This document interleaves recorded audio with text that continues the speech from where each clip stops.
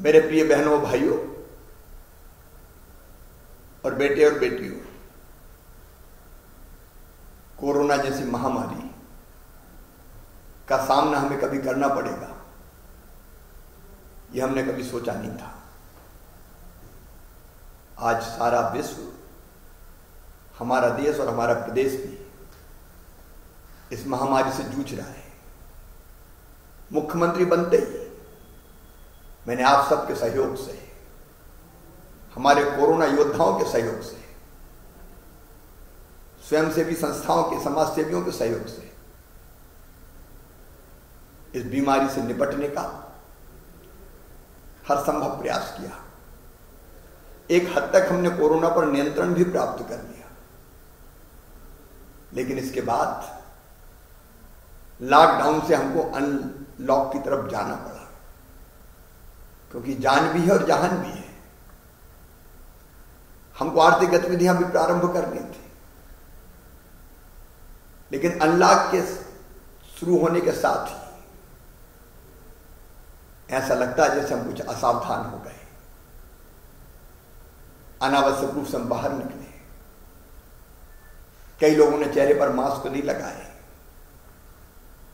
शादियों के आयोजन में भी निर्धारित संख्या से ज्यादा भीड़ इकट्ठी हो गई, और इन असावधानियों के कारण एक बार फिर से देश में भी और हमारे प्रदेश में भी संक्रमित बहनों और भाइयों की संख्या बढ़ने लगी। और आज जिस गति से संक्रमित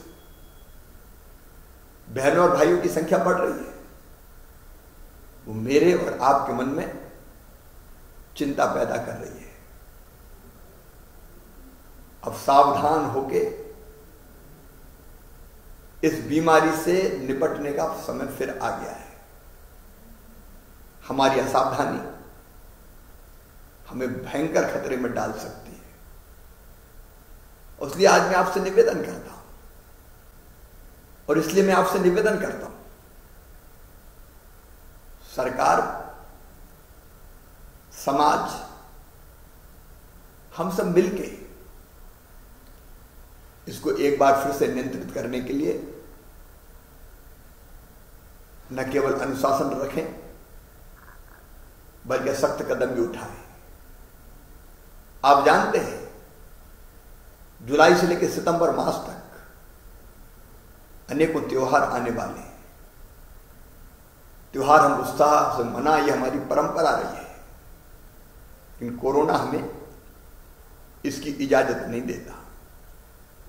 श्रावण मास चल रहा है, रक्षाबंधन, पर्युषण पर्व, ईद, गणेश उत्सव, नवरात्रि, ये ऐसे त्योहार है जो बहुत उत्साह से मनाते रहे, लेकिन संक्रमण अधिक ना बढ़े, इसको ध्यान में रखते हुए आप सबकी सुरक्षा के लिए हमने तय किया है कि किसी भी त्योहार के अवसर पर कोई सार्वजनिक आयोजन नहीं होंगे।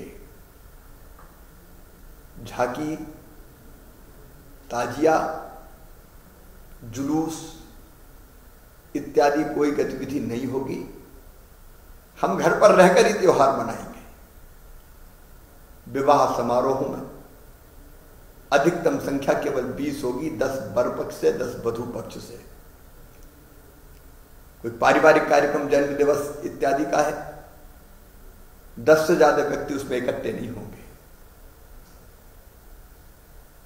सरकार ये चाहती है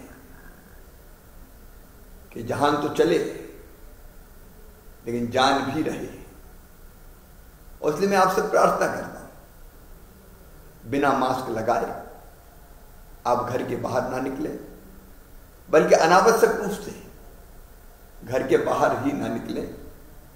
सड़कों पर, सार्वजनिक स्थानों पर अनावश्यक ना घूमें।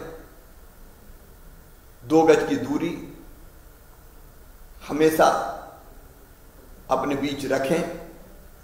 समय समय पर साबुन से अपने हाथ धोते रहें।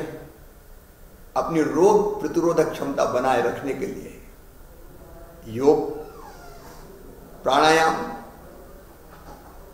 और उसके साथ साथ आयुर्वेदिक काढ़े का सेवन भी करें। संक्रमण की चैन को तोड़ने में स्थानीय प्रशासन जो व्यवस्था बनाती है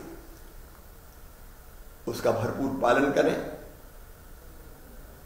एक बार मैं फिर निवेदन करना चाहता हूं, अनलॉक में बढ़ती हुई गतिविधियों के कारण संक्रमण का खतरा बढ़ा है और इसको तत्काल रोकने के लिए अगर हमने कदम नहीं उठाए तो हम न केवल अपने आप को, अपने परिवार को, गांव को, शहर को, अपने प्रदेश को बड़े संकट में डालेंगे।